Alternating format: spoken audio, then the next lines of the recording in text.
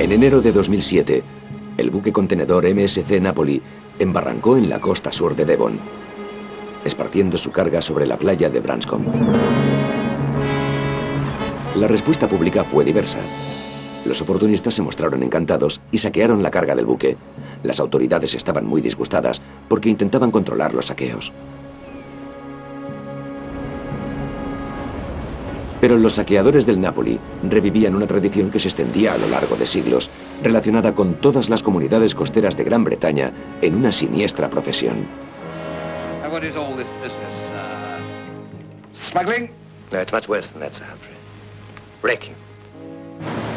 En este programa, la escritora Bella Bathurst investiga la misteriosa historia de los saqueadores de naufragios.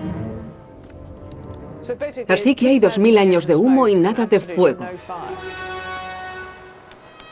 Los saqueadores de naufragios no existen. Si encallaba en un banco de arena, se rompía. La gente se ahogaba. Los saqueaban. A todo el mundo le iba bien algo de un naufragio.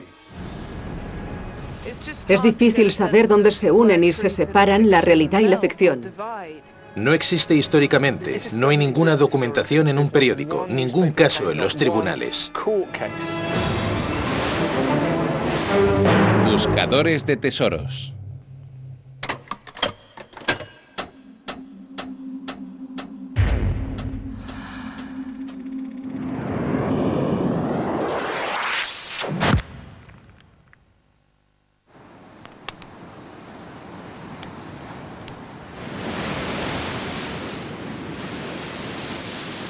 Una noche de septiembre, el Regent yacía en el estuario de Pentland, entre la niebla, con un oleaje sin viento.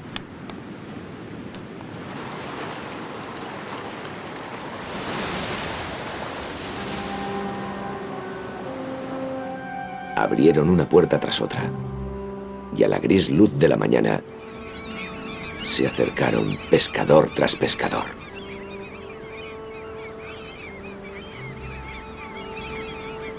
Pescador tras pescador he escrito, y mi pluma ha titubeado, porque en realidad debería haber dicho saqueador tras saqueador. Todos esperaban cruelmente la cosecha del mar.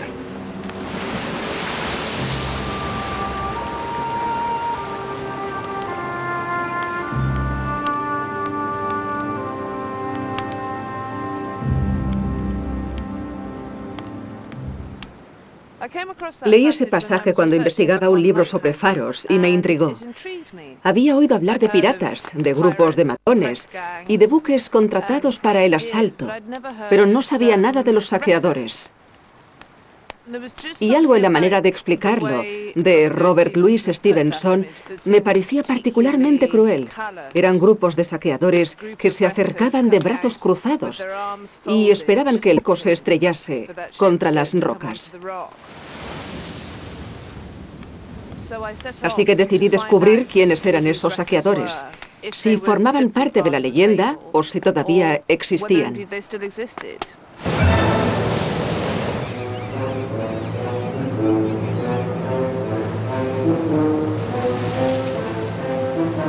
La investigación de Bella es el primer intento exhaustivo de entender una parte esquiva pero vital de la historia de las islas.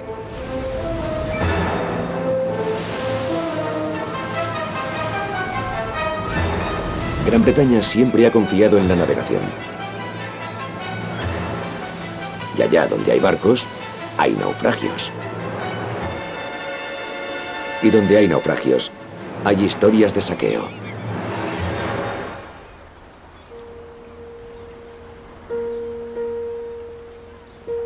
La búsqueda de Bella empieza con el submarinista especialista en naufragios Mark Groves y un viaje a uno de los lugares más traicioneros de las aguas británicas. Sí.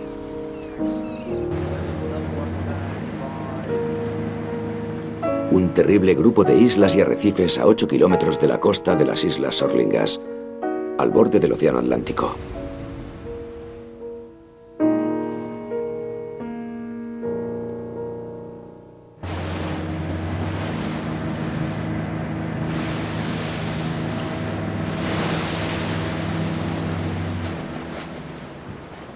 ¿Hay alguna cifra estimada de la cantidad de barcos que se han hundido aquí?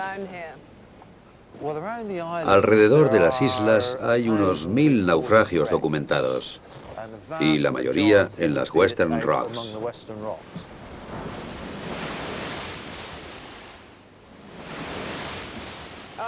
Lo detesto. Me da mucho miedo. Me da pánico. Y no solo por el estado del agua, que es espantoso, y hay cosas horribles debajo, bastante cerca de la superficie, sino también porque me parece que este sitio es un cementerio. Y no creo que haya que ser particularmente sugestionable para pensarlo, porque este sitio tiene mucha historia. Miles de navegantes han muerto en este cementerio de barcos.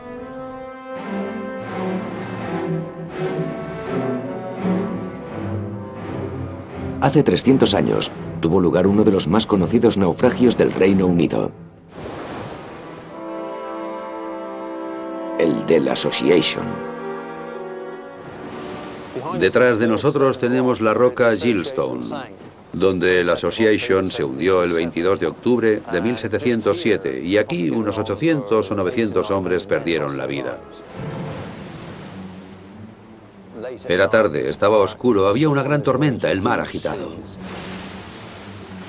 Chocaron contra las rocas y cayeron al agua. Debió de ser horrible.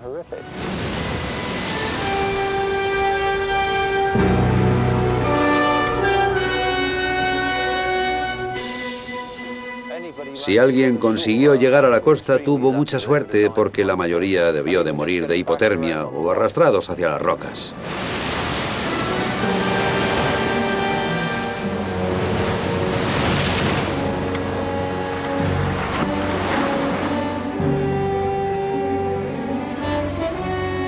El Association formaba parte de una flota naval de 22 barcos. 4 se perdieron y casi 1500 hombres murieron. La muerte del capitán del Association, el contraalmirante Sir Cloudesley Shovel, inspiró un mito sobre los saqueadores que ha quedado incluido para siempre en el folclore local.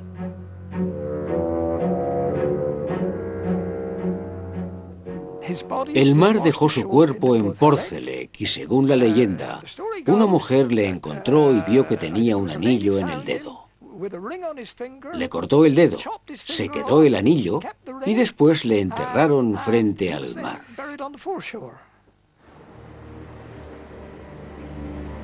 La espeluznante imagen de los isleños como saqueadores asesinos también aparece en los textos de Daniel Defoe. Una gente feroz y hambrienta, ya que son tan codiciosos y ansían tanto la presa que cometen extraños actos, sangrientos y crueles, incluso entre ellos mismos, pero especialmente con los pobres y angustiados marineros que llegan a la costa obligados por la tormenta y buscan ayuda para sobrevivir. Y las rocas que encuentran no son más implacables que la gente que revolotea a su alrededor para rapiñar. Pero los descendientes de los presuntos saqueadores niegan las acusaciones de Defoe. No existen los saqueadores. Nunca ha sido una cuestión de brutalidad, crueldad o nada parecido. Nuestros hombres vivían junto al mar, tenían botes. Si había algún naufragio, lo normal era que intentasen salvar a los pobres hombres que había a bordo antes que nada. Pero cuando el naufragio se confirmaba, se utilizaba todo.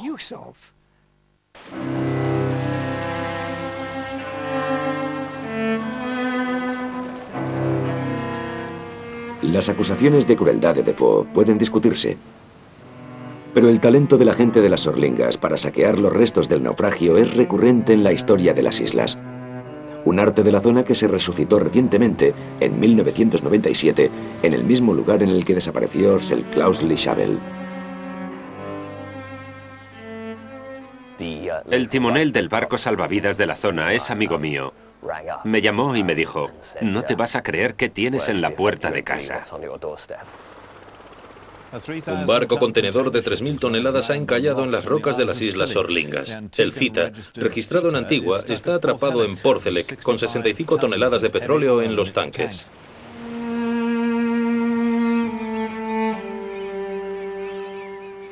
Fue fácil entrar en los contenedores, ¿en verdad?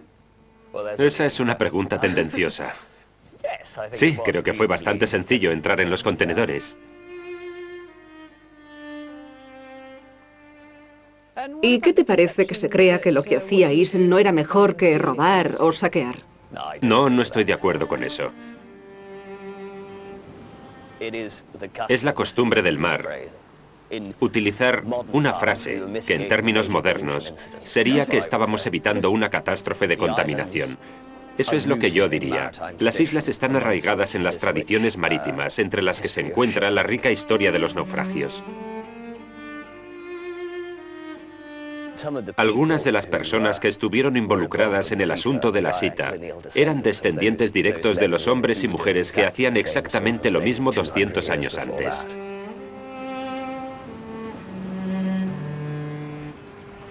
Como indicaba el informe de Seguros Lloyd, los saqueadores actuaron de un modo deliciosamente tradicional.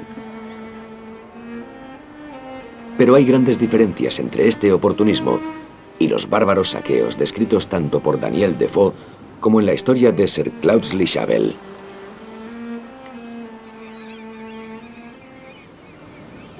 Bueno, es interesante porque cuando Deacon habla del Cita, parece que el saqueo sea una cosa muy divertida, la verdad.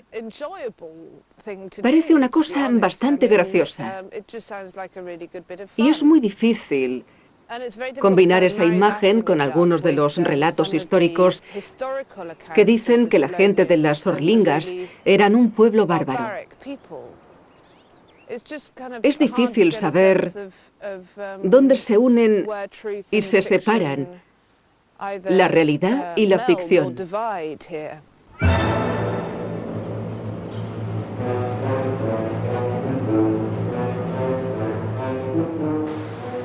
¿Qué es el saqueo? ¿Y quiénes eran los saqueadores? ¿Tranquilas personas que buscaban cosas en la playa o salvajes asesinos? En su búsqueda, Bella tiene que saber distinguir la realidad de la ficción.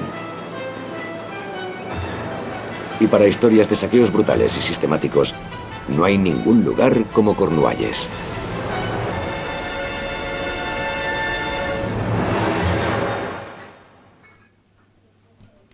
Si le preguntamos a la gente en qué piensa al oír la palabra saqueo, suelen pensar en Daphne du Maurier, el Jamaica Inn y en Cornualles.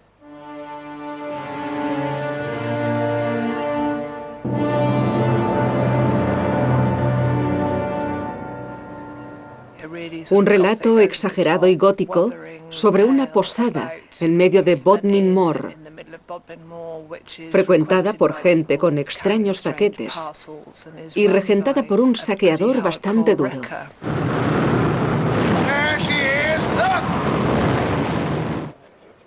Lo que ocurría con el Jamaica Inn es que cumplía con todos los tópicos significativos sobre los saqueos.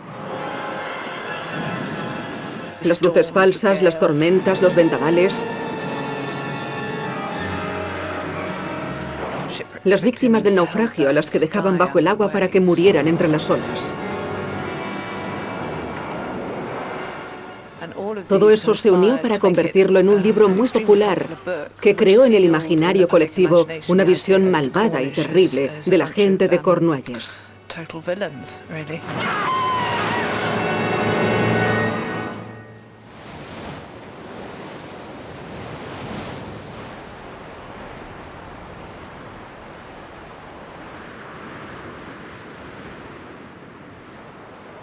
Los terribles crímenes de Jamaica Inn están ambientados en la costa norte de Cornualles, alrededor del pequeño pueblo de Morwenstow.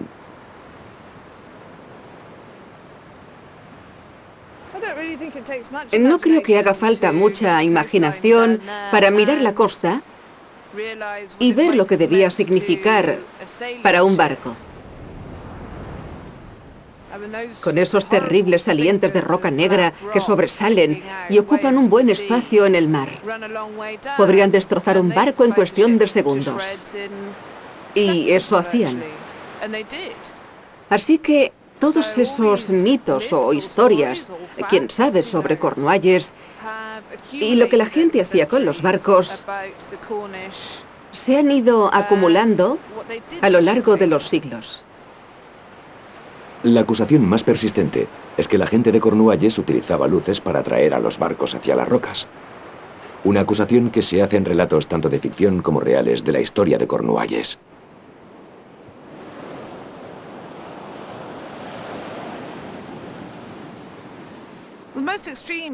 La versión más extrema de las falsas luces proviene de los escritos de un historiador de los años 50 llamado Kenneth Lanmaid. Pensaba que la gente de Cornualles lo manipulaba todo para conseguir que hubiera naufragios.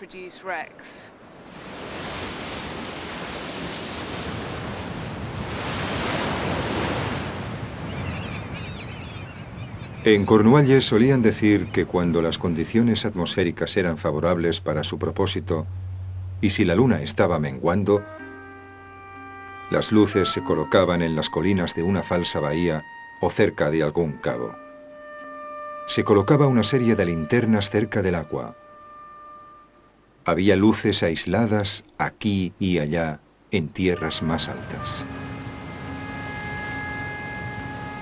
Desde el mar, con las condiciones correctas, la serie de luces podían parecer las ventanas iluminadas de una modesta aldea de pescadores. Todo parecía genuino y todo era falso.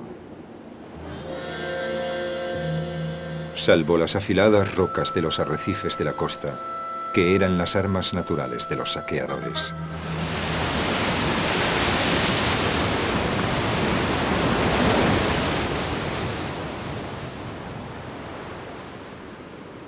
La historia de las luces falsas ayudó a rubricar la infame reputación de Cornualles. Pero la gente de la zona dice que solo es un cuento malicioso. En mi vida he estudiado bastante el folclore de Cornualles y tengo algunos libros antiguos preciosos y cosas de aquí y allá que constituyen prácticamente todo el corpus de lo que se ha escrito sobre la historia tradicional de Cornualles. Y conozco dos referencias a la actividad que tú describes. Una es Coppinger el danés, que actuaba cerca de aquí, en el norte de Cornualles. La otra es el pirata saqueador de Tregasil. En ambas historias se deja claro que no es uno de nosotros. Es alguien que viene de otro sitio y se lanza a hacer ese tipo de cosas. Y son individuos aislados, nunca una práctica extendida. Y en ambos libros hay sirenas, duendes y gigantes. Ahí es donde debe estar el saqueo, en el panteón del folclore de Cornualles.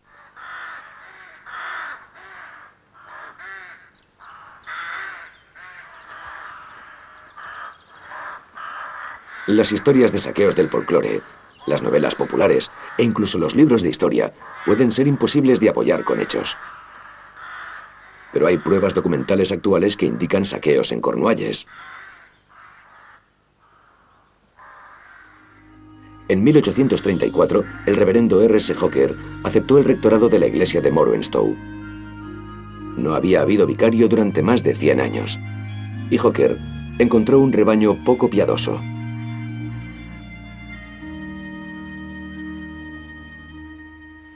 ¿Hawker descubrió que muchos de sus parroquianos eran saqueadores? Sí.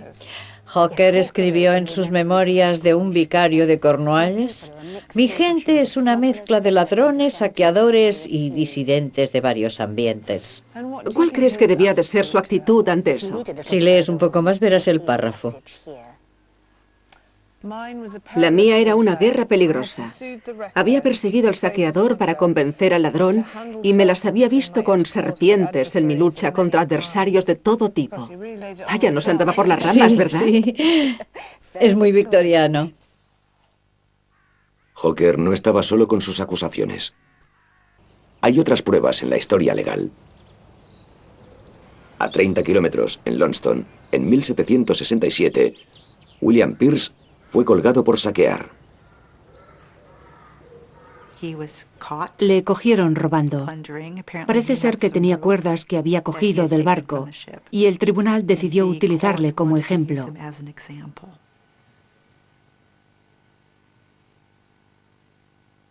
Es el único individuo en la historia de Cornualles ejecutado por saquear.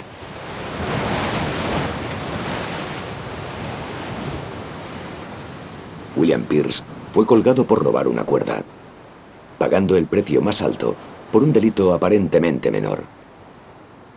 ¿De qué tenían miedo las autoridades? ¿Qué hacía realmente la gente de Cornualles?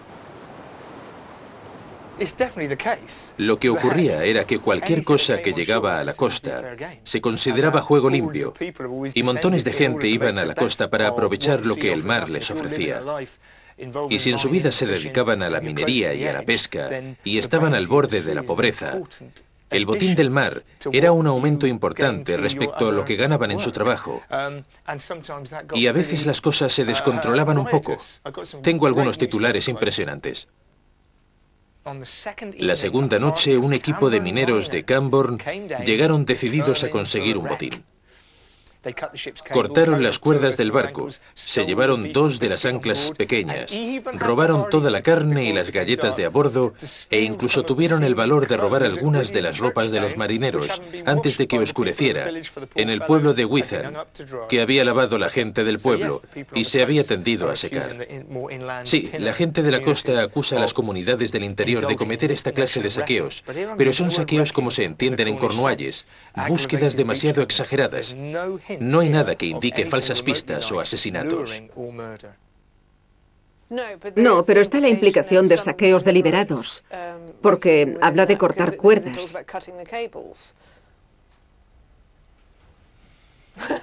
Bueno, en ese caso, bien, lo dice. Te lo concedo momentáneamente. ¿Dónde lo dice? ¿Lo acabas de leer? ¿Dónde lo dice? Tienen que decirlo. Cortar las cuerdas del barco. Bien, en otras palabras, hay lugares donde la gente discute en qué consiste técnicamente un saqueo. Sí, vale, lo acepto, pero sigue estando muy lejos de poner luces falsas y mucho más lejos del asesinato.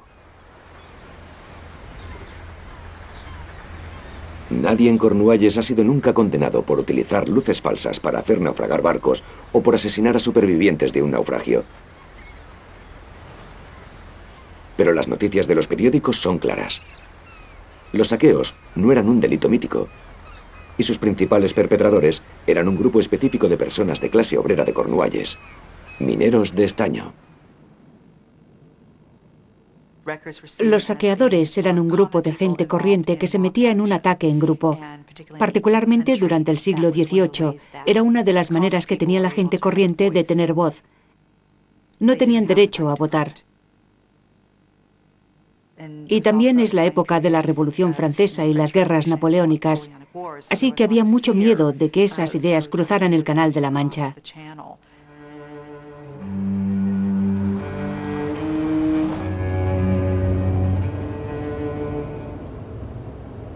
A mediados del siglo XIX, los saqueos eran tan graves que tuvo lugar una reorganización radical de las fuerzas del orden público.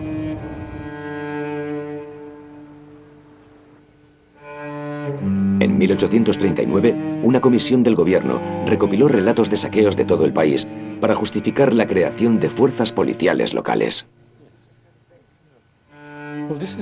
Este es un informe que reúne información de toda la costa. Y todos contaban la misma historia, que grandes cantidades de gente se acercaban al náufrago y cogían todo lo que podían. ¿Dice dónde tenían lugar exactamente? Parece que era por toda la costa, allá donde había algún accidente.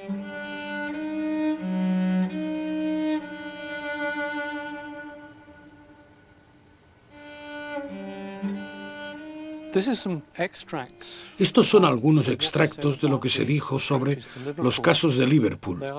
Son los malvados más decididos que existen. No importa lo que se interponga en su camino, harán lo que haga falta.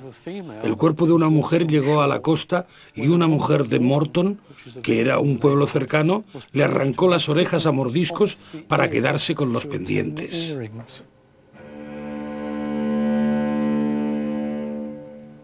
Esos violentos saqueos ocurrían a pesar de que estaban legalmente prohibidos desde la Edad Media. Pero la evolución de las leyes pudo contribuir a la proliferación de los saqueos violentos.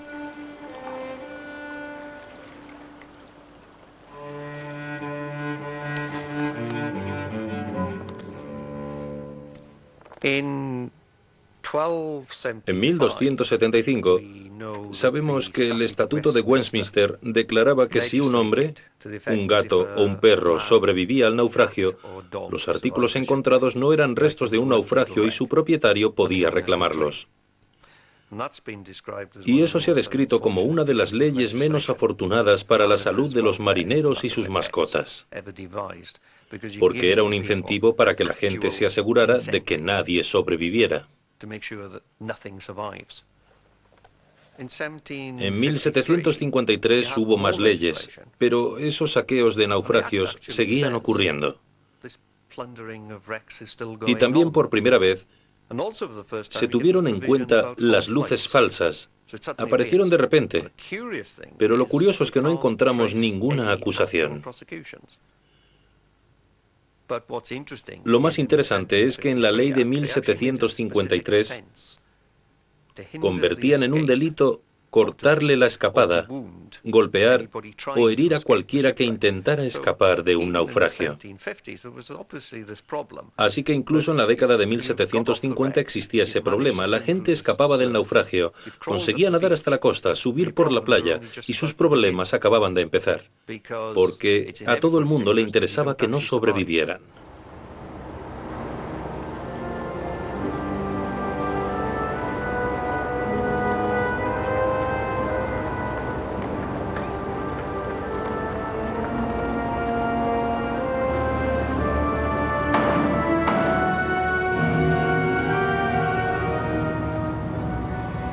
A lo largo de la historia ha habido pocos lugares que los marineros temieran más que la costa norte de Escocia, uno de los pasos marítimos más traicioneros de Gran Bretaña.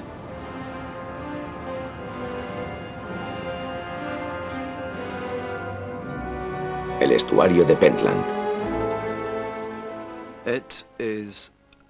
Es uno de los lugares más complicados del mundo, porque a un lado está el poderoso océano Atlántico y al otro el Mar del Norte.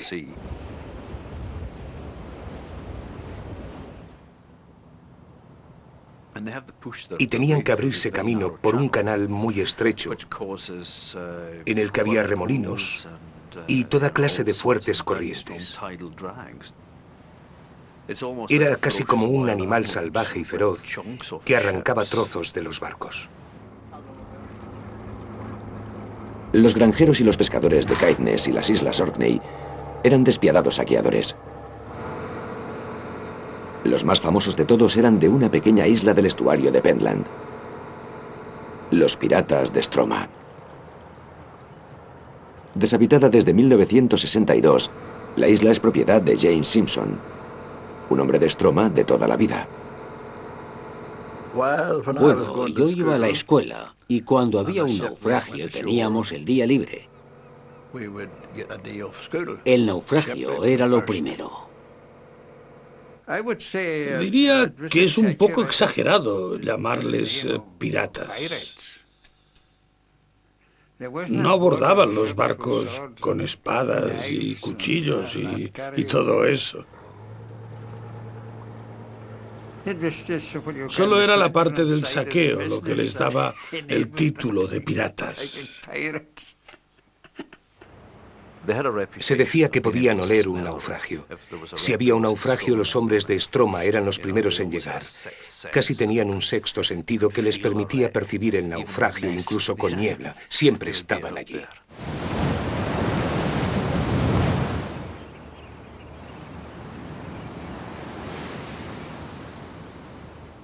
Creo que este lugar muestra muy bien por qué la gente saqueaba. Podría tener su propia ley. Está mucho más cerca de Noruega que de los centros de poder del sur. Así que podrían comportarse de un modo en el que no habrían podido comportarse en las islas principales. Y tiene una gran influencia noruega y vikinga. Se nota.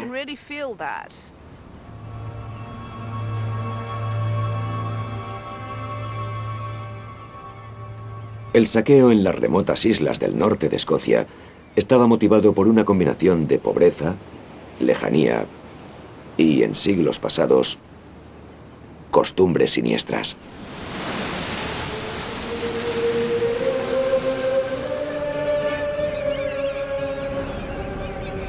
Se cuenta una historia sobre la tripulación de un barco perdido que llegaba a la costa gracias a una cuerda que habían atado a tierra. Los isleños siguieron sus evoluciones en silencio, hasta que un anciano les recordó que si permitían que los marineros llegasen a tierra, consumirían todas sus provisiones para el invierno. Un lugareño cortó la cuerda y los pobres marinos fueron arrastrados por el mar. Es una historia antigua, pero ni siquiera ahora un marinero que se ahogara no recibiría ninguna ayuda en algunos lugares, a pesar de sus esfuerzos, y sería totalmente saqueado al llegar a tierra. Alguna gente debía incluso matar. Eran tiempos duros, así que la gente también era dura, porque necesitaban sobrevivir. Era una lucha por la supervivencia y cualquier cosa era juego limpio. Incluso desnudaban los cuerpos para ver qué encontraban. Los saqueos podían estar impulsados por la pobreza. Pero Walter Scott descubrió otra causa para el supuesto sabotaje criminal de los isleños. Se consideraba de mal agüero rescatar a alguien que se ahogaba, porque se creía que el mar necesitaba cierta cantidad de víctimas al año, y si rescatabas a esa persona, privabas al mar de su presa y podría acabar persiguiéndote a ti o a tu familia.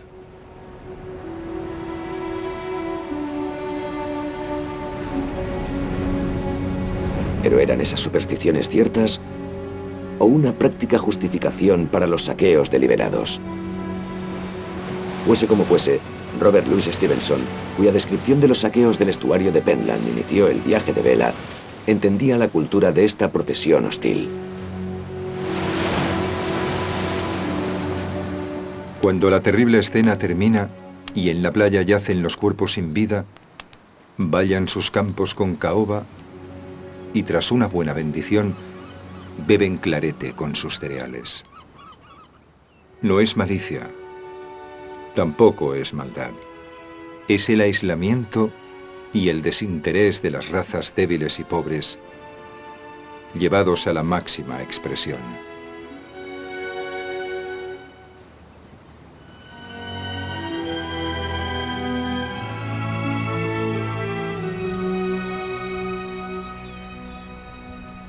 Hay otro grupo de saqueadores tan famosos a su manera como los hombres de Stroma. Pero sus delitos no se pueden disculpar por la lejanía o la distancia desde Westminster. Falta una hora para que baje la marea, las 5 de la mañana de un día de primavera. Bella está en Ramsgate, Kent, preparándose para visitar Goodwin Sands.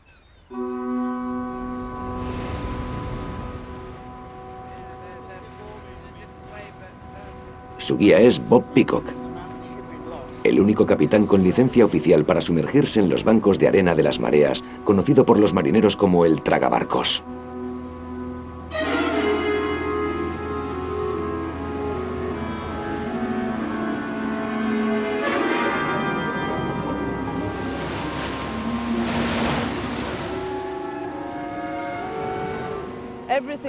Todo lo demás te indica que estás en la mitad del Canal de la Mancha.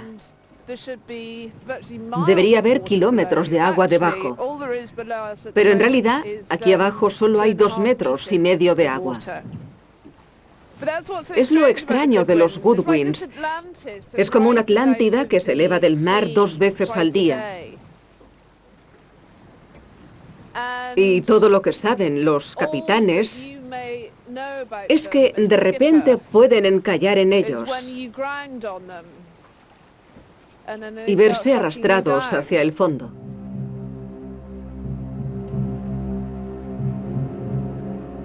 Hay casi 2000 naufragios documentados en los Goodwins. Cuando el North encalló aquí en 1866, todo el barco desapareció en 24 horas.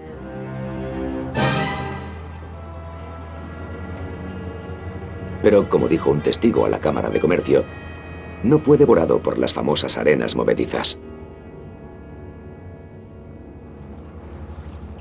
Vio a una docena de hombres a bordo que cortaban las velas y los aparejos. Alrededor del barco había unos 30 botes que arrancaban el metal. En ese momento, había al menos 3 toneladas de metal en los botes. Alguien que estuvo a bordo del North dijo que les habían arrancado tantas cosas que no había bastante cuerda para montar una fregona ni suficiente lona para envolverte el dedo si te hacías un corte. Los saqueadores del North no eran aficionados oportunistas, eran socorristas profesionales, pero habían abandonado su trabajo legal y se habían empezado a dedicar al robo. Había un peligro considerable. Salían al canal con la marea alta, con vientos fuertes y vendavales, y casi nunca quedaban satisfechos cuando les ofrecían una recompensa por un salvamento.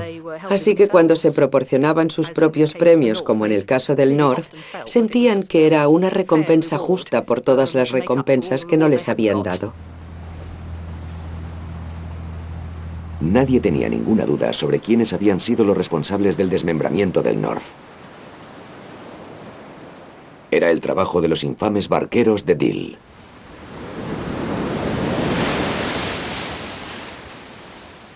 Todas las pruebas han demostrado concluyentemente que el saqueo es la profesión de los barqueros de Deal. El robo del North no ha sido nada más que una práctica común. Los barqueros de Deal eran famosos en todo el mundo. Su trabajo principal era el salvamento y una cosa llamada hoveling, que era una serie de trabajos que consistían en llevar anclas y cadenas hasta los barcos de los Downs, darles provisiones, agua y cerveza, y llevar hombres, cartas y periódicos a los barcos de los Downs. Pero la gente les veía como personas sin escrúpulos. Creo que en el pasado sí, pero siempre ha existido una paradoja y se ha formulado una pregunta. ¿Eran santos o pecadores? En las costas inglesas, el negocio del salvamento se practica en unas condiciones opresivas que nos parecen poco adecuadas para una nación civilizada y que no pueden compararse con nada, salvo con los saqueadores de las Bahamas.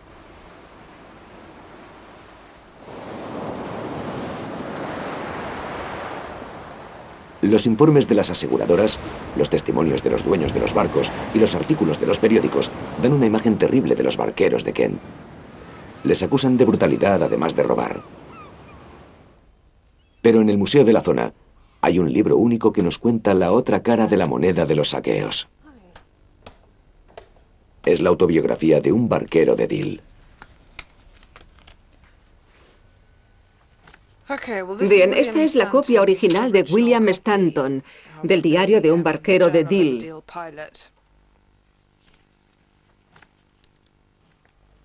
Es su relato de un naufragio que hubo en los Goodwins en diciembre de 1830. Los hombres se ahogaban de uno en uno, con la muerte más horrible que pueda imaginarse. Un hombre muy fuerte murió colgado de la muñeca. Le estaban izando a cubierta. El mar estaba difícil. Dios mío, esto es horrible. El mar estaba difícil y el pobre hombre murió colgado de las muñecas. Fue una muerte horrible. Sus gritos de socorro eran más duros de lo que mi pluma puede describir. Aquí hay una parte que está tachada, y no creo que estuviera en el libro. Dice, qué duro para los hombres necesitados es encontrar al pobre superviviente de un naufragio y salvarle de esa húmeda tumba. No reciben ninguna recompensa. Sin embargo, si consiguen unos pocos fardos, pueden conseguir 20, 30 o 40 libras por persona. Así que no eran un grupo de sádicos malvados que iban allá afuera y ahogaban a los supervivientes. Pero para alimentar a sus familias, Era mucho más interesante conseguir un par de fardos de tabaco, lino o lo que hubiera flotando por ahí que recoger a los supervivientes.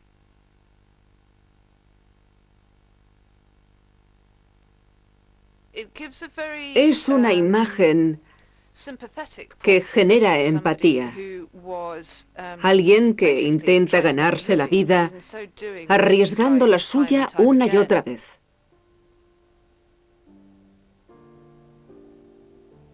Y no se preocupaban demasiado por la dimensión moral de su trabajo, porque no podían. No podían permitírselo.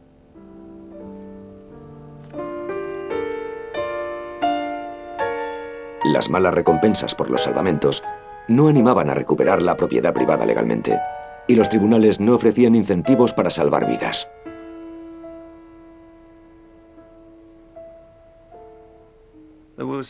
Había un incentivo claro para no salvar vidas. Si uno perdía el tiempo salvando a la gente del naufragio, mientras los demás se dedicaban a recuperar objetos, ellos tenían derecho a una recompensa de salvamento, y uno no.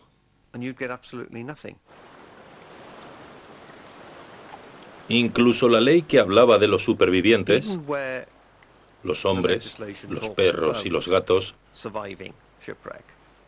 se utilizaba como criterio para definir los derechos de propiedad. Y no fue hasta la década de 1870 cuando hubo una sentencia en un tribunal de apelación, en el caso del Sheila, que era un transatlántico alemán que se perdió en las Sorlingas, en la que los rescatadores pudieron exigir una recompensa por salvar vidas en lugar de salvar objetos.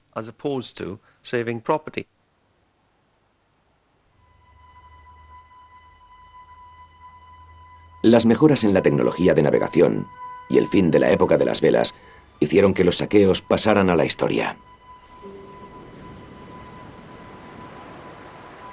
Desde los aprovechamientos oportunistas de los mineros de estaño de Cornualles al pillaje de los barqueros de Kent, era una práctica en la que el conflicto entre reclamar el botín y salvar vidas era una cuestión recurrente. Y las comunidades costeras no quieren relacionar a sus antepasados con una historia que va irremediablemente unida a un trasfondo de delitos. Pero en Norfolk, Bella ha encontrado a alguien dispuesto a reconocer los pecados de sus antepasados. Pasa. Gracias. Si había encallado en un banco de arena, se hundía y la gente se ahogaba, o había sido arrastrada. Era un naufragio, y se saqueaba. Te acercabas y cogías lo que querías. Te lo llevabas a casa. Con eso se ponía madera en el hogar, o se cubrían los agujeros del techo con lona. Eso era un saqueador. Si subías a bordo de un barco y había ropa en los camarotes de los marineros, te la quedabas. Si estaban muertos, no les iba a servir para nada.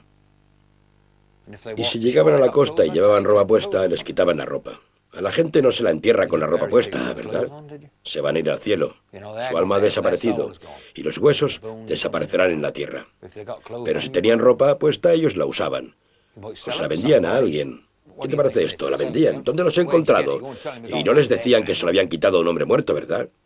Un bonito par de pantalones le iría bien a mi marido. Podías correr algún riesgo, pero era otro trozo de pan sobre la mesa. Y lo que no querían eran supervivientes. A no ser que pudieran pagar. Y eso está claro en las Islas Británicas, no te preocupes. Hay gente que dice, no sabemos nada de eso, pero ha ido pasando de generación en generación. Había gente a la que le avergonzaba mucho, pero sucedía. Sucedía. ¿Por qué no interesaba salvar vidas en esa época? Hay que intentar entender la época. Hay que intentar entender que estaban en una isla, como en las Hébridas más lejanas, que no podían llegar a la isla principal, que las condiciones atmosféricas eran malas. Y todos esos pobres desgraciados a tu alrededor tenían que alimentarse, y tú eras el mayor de la familia. ¿Qué habrías hecho? ¿Qué harías? ¿Me entiendes? ¿Es lo que quiero decir?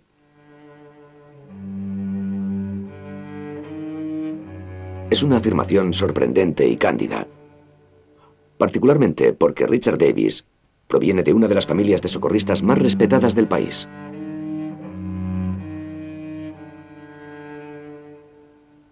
¿Qué relación tiene tu familia con los botes salvavidas? Mi tatarabuelo era timonel aquí. Su hijo también. Y el hijastro de este. Y mi tío. Yo mismo. Y ahora mi hijo.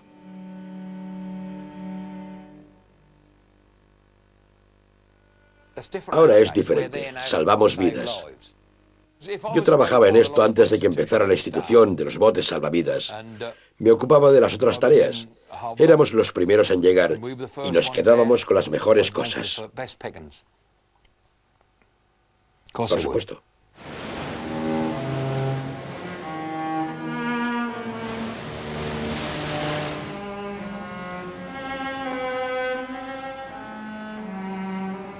La historia de los saqueos hace tiempo que es apenas una colección de historias y mitos locales.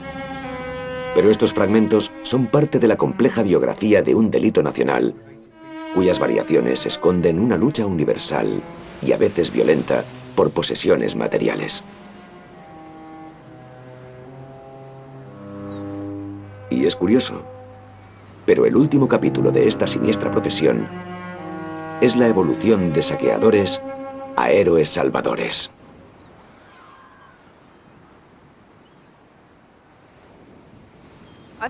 Creo que lo que hace Richard Davis es hacer afirmaciones sorprendentes, pero comprensibles, que explican que los antepasados de esta generación de socorristas eran saqueadores. De hecho, los botes salvavidas salieron de los saqueos. Porque si pensamos en ello, los saqueadores tenían que ser marineros muy hábiles, tenían que ser valientes, tenían que conocer el mar de su zona hasta el último grano de arena y tenían que estar dispuestos a jugarse la vida. Todas esas cualidades también son importantes para los socorristas. Así que hay una división entre la luz y la oscuridad, entre negro y blanco, entre bueno y malo. Pero es algo muy gris y amorfo. Y es muy difícil decir, ese hombre es un héroe indiscutible y ese otro es un hombre completamente malvado.